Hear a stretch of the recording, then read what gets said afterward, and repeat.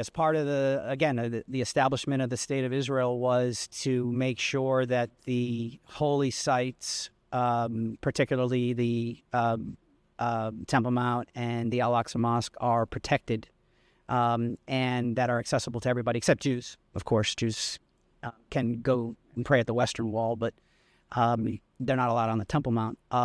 Right. But specifically Intifada, though, the first Intifada was around the 2000s, and you were saying Ariel Sharon did a tour on the Al-Aqsa Mosque where he walked around. Right. And to understand, to give you context, the Al-Aqsa Mosque is on the Muslim quarter, the Muslim side of Jerusalem. The other side is controlled by Israel, is considered the Judeo-Israeli side, where the Jews and Christians can go around there, and the Muslims are allowed to go on the Judeo-Christian side. But on the Muslim side, no one's allowed to go in the Al-Aqsa Mosque ever. All right?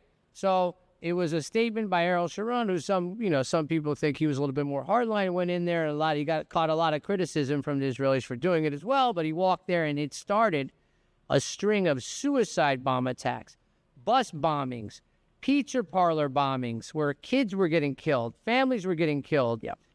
Literally blew up a discotheque with 15-year-olds, like a teen club, just mauled all these people, and there were thousands of casualties. Thousands of casualties, which is a very traumatic period for the Israelis as a whole.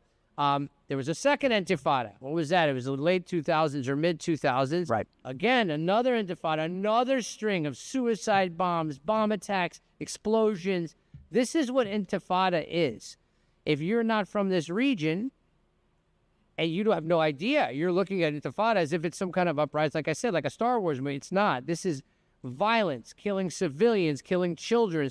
That's what the Jews that understand what this is have been hearing on their college campuses when they're walking, when we turn on the TV, on YouTube, on comments. And that's what we're hearing. That's what you've been calling for.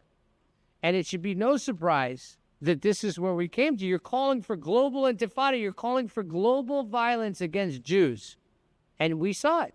Right. We saw it, and it culminated in, what happened last week when, those two young people were shot outside of that event on the streets of Washington, D.C. It's ironic. I think, I don't remember, it was the Emir of Dubai or of the Emirates. I think it might have been the Emirates that came out and said it's safer for a Jew to walk the streets here in the Emirates than it would be for a Jew to walk the streets in Washington, D.C. Right. Well, they become more sane. The Emirates, the UAE, they don't want this Islamic fundamentalism in their country. They've done a lot to kick it out of their country. Yes, they have banned the Muslim Brothers.